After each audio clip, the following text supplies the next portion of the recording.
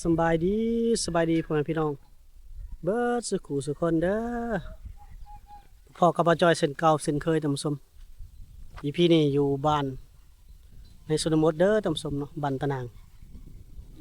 วิวธรรมศาสตร์สวยสดงามอีพี่นี่พามาชมวิถีชีวิตความเป็นอยู่ของพ่อแม่พี่น้องชาวชนเผ่าบรูเขตเมืองเซโปนแขวงสวรรณเขตเด้อตำสมเด้อพาเลาะชมวิถีชีวิตยามแลงของหมู่บ้านเขาเจ้าเนาะหมู่บ้านนี้มายามใดก็งามตำสมทิวทัศน์งามเนาะโอเคเข้าไปติดตามชมกันเลยบรรยากาศหมู่บ้านนี้มีไฟฟ้าแล่นกายแล้วแต่ว่ายังท่านได้ลงมาแบ่งเด้อชาวบ้านในหมู่บ้านยังบ่ได้สมใช้ไฟฟ้าเนาะคือว่าเห็นหลักแล้วท่านผู้ชมแต่ยังบ่มีไฟฟ้าลงใช้ในหลังคาเรือนยังบ่ได้ลงมาแบ่งเนาะชาวบ้านก็ถือว่าชาวบ้านก็ยังบ่ได้ใช้ไฟฟ้าว่าซั่นๆเนาะต้องลงมาแบ่งโรงเรียนก็บ่มีหมู่บ้านนี้เนาะเด็กน้อยก็หลายท่านผู้ชมเลยทางในบ้านเพิ่นก็เสนออยากได้โรงเรียนนะบ่จอยเข้ามาสุดก่อนกับเพิ่นก็ว่าบ่จอยพอสิมีโอกาสแล้วก็มีผู้ใหญ่ใจบุญเพิ่นอันนั้นบ่ว่าอยากได้โรงเรียนเพิ่นว่าบ่จอยก็ว่ารับให้แต่ว่าถ้าเบิ่งเนาะบ่ฮู้ว่าสิมีผู้ใหญ่ใจบุญเพิ่นการเฮ็ดโรงเรียนนี่โอ้บ่แม่นเรื่องธรรมดาเด้เนาะแล้วก็บ่แม่นง่ายต้องได้เสนอเมืองเสนอหยังหลายขั้นตอนท่านผู้ชมเนาะเมื่อมีโรงเรียนแล้วต้องมีในครูมาสอนอีกบาดนี้มันหลายขั้นตอนเด้ท่านผู้ชมแต่ว่าทางในบ้านเพิ่นก็ได้ได้เว้านำบ่จอยว่าถ้ามีโอกาสหรือมีผู้ใหญ่ใจบุญเพิ่นเสนอมาก็รับเอานี่เด้อหรือว่าเสนอให้ผู้ใหญ่ใจบุญเพิ่นรับรู้นี่เด้อบ่จอยว่าทางบ่จอยก็โดยรับปากเพิ่นก่อนเนาะแต่บ่ฮู้ว่าสิได้หรือบ่เพราะว่าเฮ็ดโรงเรียนนี่สร้างโรงเรียนนี่โอ้บ่แม่นเรื่องธรรมดาแต่ว่าบ่แม่นโรงเรียนหลายห้องดอกท่านผู้ชมประมาณ3ห้องพอให้น้องๆลูกหลานนี่อ่านเป็นเขียนออกได้ว่าซั่นซะท่านผู้ชมเนาะบ่ให้เป็นคนกึกเนาะเพราะว่าเด็กน้อยปัจจุบันนี้ในหมู่บ้านนี่บ่มีใครเป็นหนังสือจักคนเลยท่านผู้ชมนี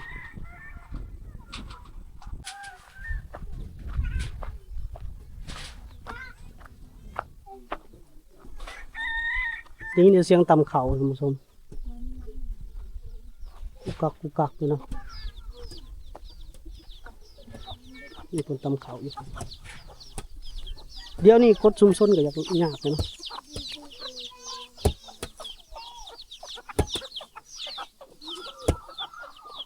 ยังบ่แล้วเนาะจะตำข้าวเนาะโยมเมือง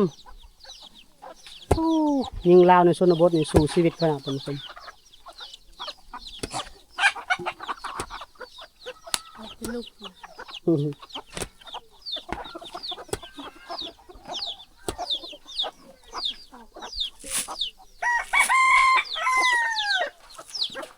ตำลายบ่มื้อนี้ตำลายบ่กลอกซื้อบ่กลอกซื้อตะบึนได้แล้วชั่วโมงหนึ่งยังบ่แล้วอยู่คนทำเขา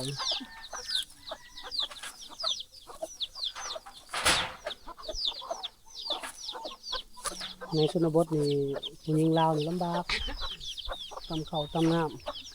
ำขยะสูบกอกเนาะยาเนาะนางสูบกอกนี่ยิงลาวชนเผ่าน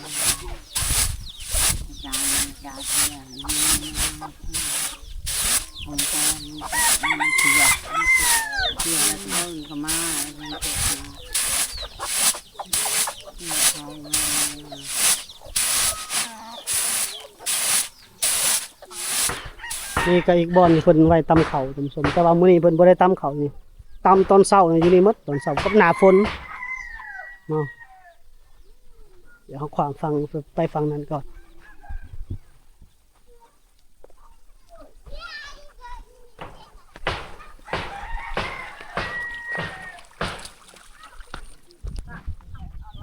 เพื่อนเรานี่เต็มนะคนนะหลายคน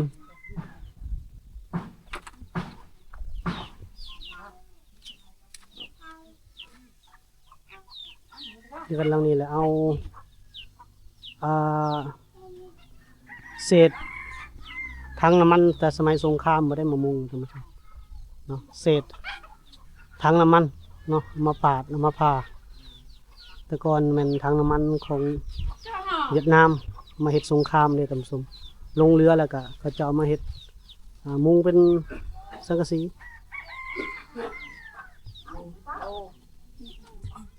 บันส่วนสบายดีบันส่วนเดี๋ยวนี้เนี่ยว่าดีจีบันชวน เพิ่นกำลังสารสวิงเนาะ อันไหน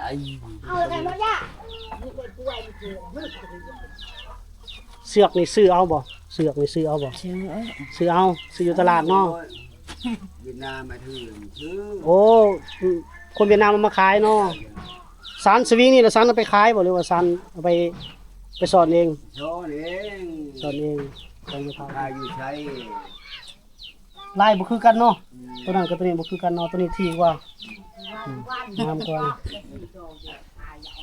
แกเอาไปใช้ได้เอาผัวแล้วบ่ บ่ยัง ยังบ่ อยู่เฮือน โอ้อยู่เฮือนนั้นสาวเพิ่นเพื่อนเจ้าแม่นอยู่หั่นบ่เพื่อนเจ้าแม่นบ่ดงมั้ย ไป พูดเนาะบ่แม่นเนาะนี่เพิ่นเฮ็ดสวิงสารสวิงไปไว้หาอยู่หากินท่านผู้ชมโอ้ยลมเย็นดีเนาะ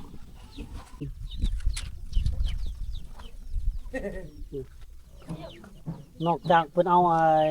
กระถางน่ะมามุงแล้วก็เอากระปางจากโบมบีนี่แหละท่านผู้ชมโบมสมัยสงครามพุ่นเนาะมาเฮ็ดเสา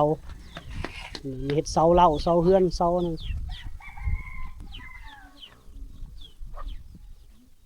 บ่มีรหัสแหละท่านผู้ชมบ่มีได้รหัสตัวนี้ก็มีท่านผู้ชมเนาะสองเสานี่เพิ่นตั้งไว้บนนี้เลย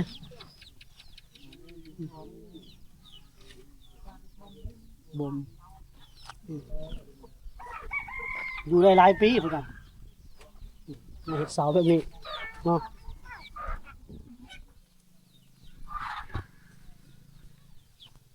ขอกไก่เล้าเข่าหมูไก่ไข่ผมต้มไปเห็นวันนี้เมื่อแล้วบนตำเข่าตัวนี้ก็มีกระปางโบมอู้นี่เห็ดมีรหัสนี่ครับ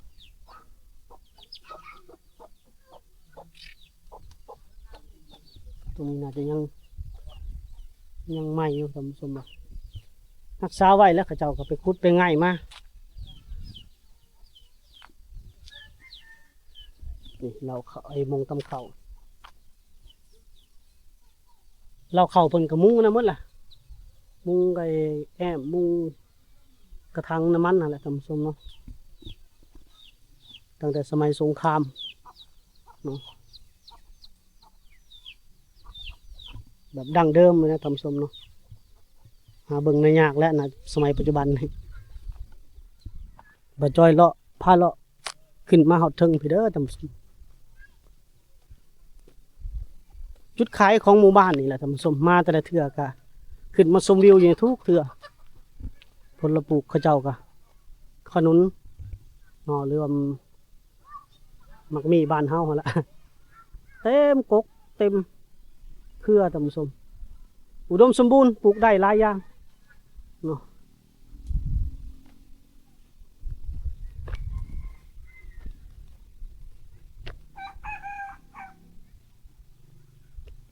เฮือนมันก็เป็นเฮือนแบบนี้แหละท่านผู้ชม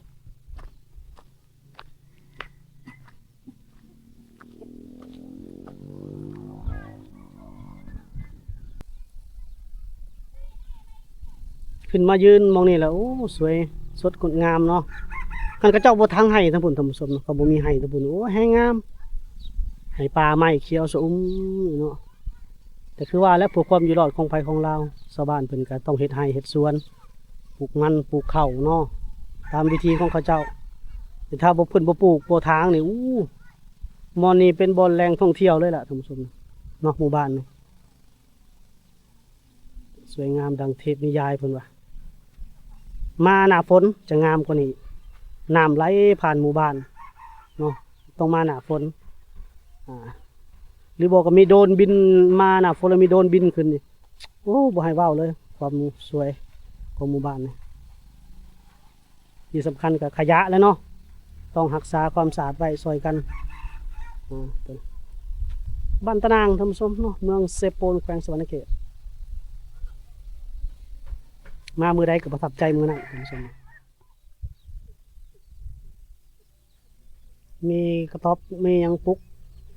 อยู่ทางเทิงผู้ไปละท่านผู้ชม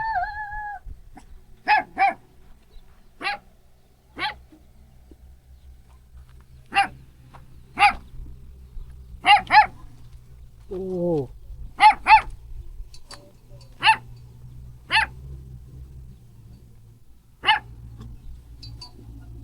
มีกระต๊อบกระเต็บอยู่เลยได้ผมสมมีคนเขามาอยู่เลยเนาะโซลาร์เซลล์นี่กับบจอยเคยมาแจกอยู่หมู่บ้าน40 ปลายกว่าหลังคาเรือนได้หมดกูคนเนาะจาก FC เมืองไทยจากจิตอาสาทางเมืองไทยมาพักมาแจก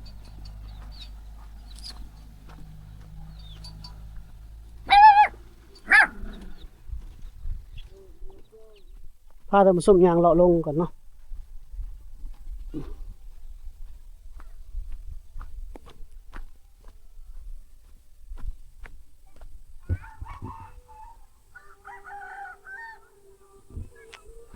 กิจกรรมกับยามนี่อยากบ่มีแล้วท่านผู้ชมเนาะส่วนหลายจะยามเช้าก็เจ้าพากันตักน้ำตำข้าวยามแรงนี่แบบบ่ายๆมาอากาศมันร้อนเด้ก็เจ้าก็อยากเช้าแล้ว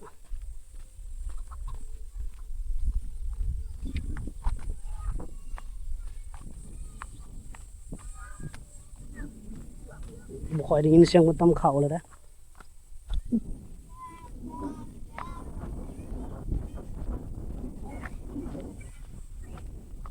เงียบจังเนามาแล้วท่านผู้ชม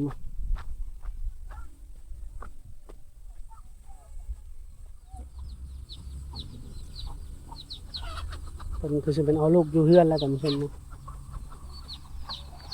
หากระตำเขาแล้วเด้อไก่เต็มหยาบๆเริ่มมีคกมองเข้ามาแล้วท่านผู้ชมเริ่มมีคกเริ่มมีคกปูนเข้ามาแล้วเป็นหากระตำเขาแล้วไม่ไก่ก็มากิน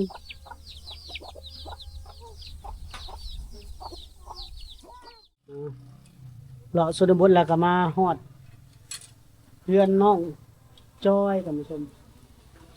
น้องจอยสาวน้อยเผ่าบลูน้องจอยสบายดีเอฟซีแน่มื้อนี้นึ่งข้าวนึ่งน้ำแล้วหรอบ่แล้วบ่ได้ไปตักน้ำกินบ่ตักแล้วเฮ็ดเวียกแล้วไวเนาะตำแล้วข้าวฮะตำแล้วบ่หรือยังตำบ่ตำข้าวให้อ้ายเบิ่งบ่หรือบ่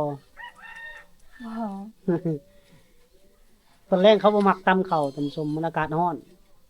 มักตำแต่ตอนเช้าเนาะตำตอนเช้าแล้วอากาศเย็นเนาะได้ยังกินมื้อนี้ผักกินผักจาบัดกินผักเนาะ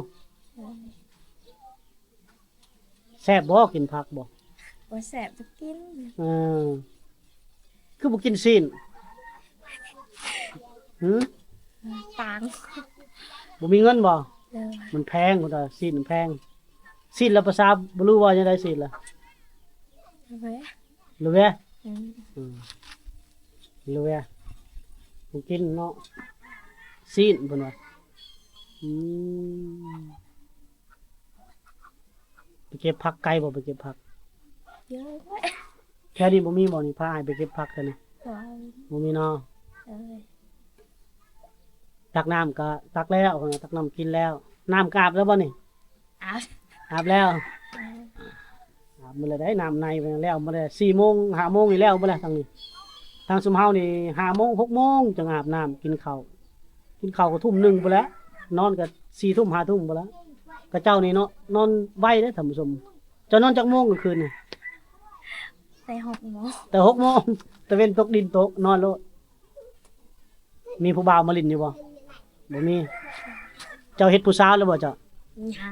ยังคือหน้าใสปิ๊งๆนี่เนาะ บ่ได้เฮ็ดผู้สาวบ่ เด้อ อืมยังบ่ได้ผู้สาวบ่ว่ายังหน้าใสอยู่แต่หน้าเพิ่นเกลี้ยงดีแต่แท้นะน้องจอยชื่อคืออ้ายเลยเนาะ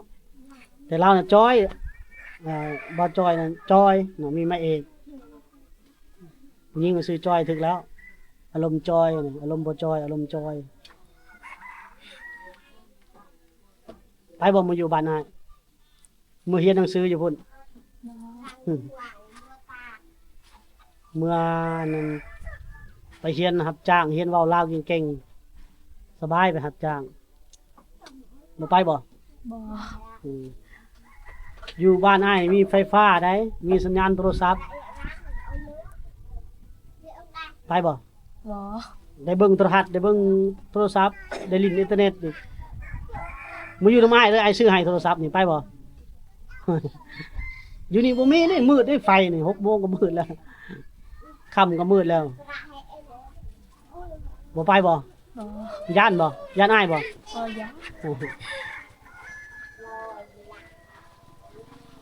บ้านเพิ่นนี่บรรยากาศดีบ้านดองจอยเพิ่นนี่เพิ่น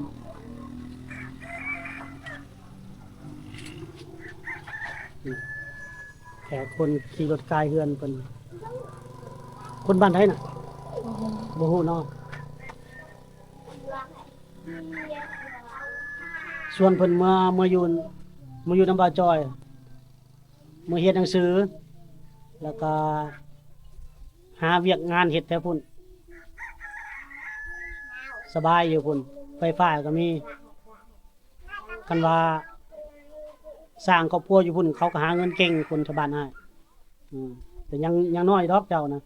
อีกจักปีประมาณ3 ปี4 ปีพุ่นแหละจะได้สร้างครอบครัวตกอยู่17 18 ปีเนาะบอกแม่เด้อว่าข่อยสิไปอยู่นำไอ้จอยพุ่นละไปหาเวียกเฮ็ดงานทำอยู่พุ่น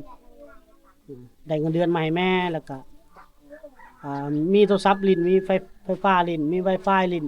สบาย บ่ไปเนาะ โดย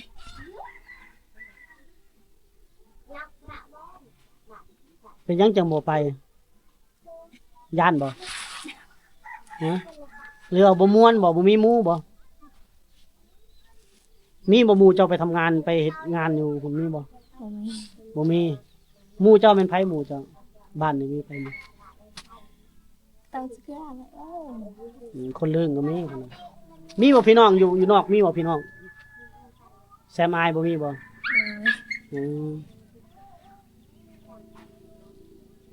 ไปเอาน้ำมาให้อายกินน่ะไปอืม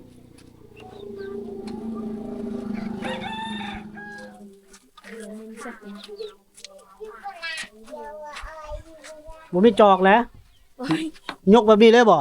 เด้อ โอ้ให้เรายินใส่นี่ให้บ่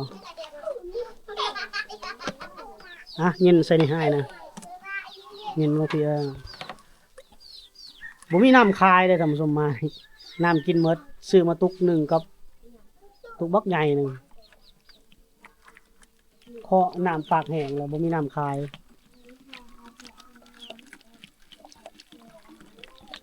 เดี๋ยวบ่จอยสิลองกินน้ำห้วยบ้านเพิ่นนี่แหละท่านผู้ชมเขามาชนบทก็ได้กินน้ำเขานี่แหละน้ำห้วยเด้ท่านผู้ชมเดี๋ยวบ่จอยจะลองกินเนาะเขาเจ้าก็ยังกินเจ้ากินคือกันบ่เจ้ากินให้อ้ายเบิ่งจะกินให้อ้ายเบิ่งก่อนโอ้กินหมดกระตุกนี่นะบ่มีจอก รุ่นนี้ยกกระตุกกินเลยเนาะ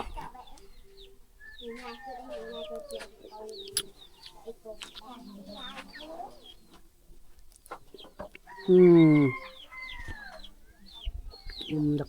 แซ่บจางๆหน่อยหนึงก็ขุดน้ำสร้างกินแห้งแซ่บขุดเอาแต่กระเจ้าบ่ค่อยได้ขุดโต่งกินตามน้ำห้วยน้ำห้องเนาะแถวนี้ใครแน่บ่มีฉีดยาขยะแถวถึงพุ่นล่ะบ่มีการฉีดยาขยะเขาฉีดบ่ยาขยะเท่านี้บ่มีเนาะจะกินได้คันฉีดยาขยะเลยกินบ่ได้แล้วตอนนี้โอ้ตายอันตรายแล้ว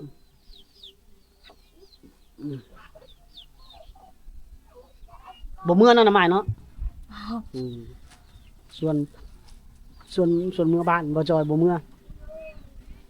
น้องเพิ่นยังน้อยประมาณเท่าไหร่อายุเพิ่นก็ชวนเพิ่นมาอ่า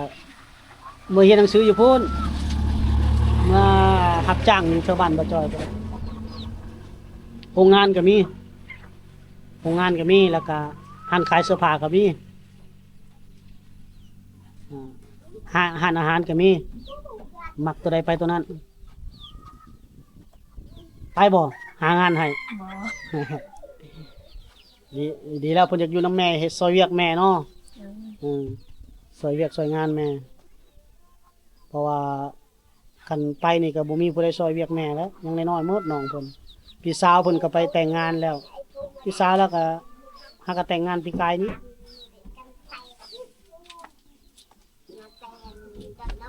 กลางคืนนอนใช้กลางคืนนอนใช้จะนอนอยู่พุ่นบ่เพื่อนไผพุ่น โดยยะ ดงอายะ นอนจักคน น่าก็โอ้ย มานะแสดงว่าไปนอนอยู่พุ่นให้ผู้บ่าวมาล้มแล้วซะเนาะบ่แม่นบ่อ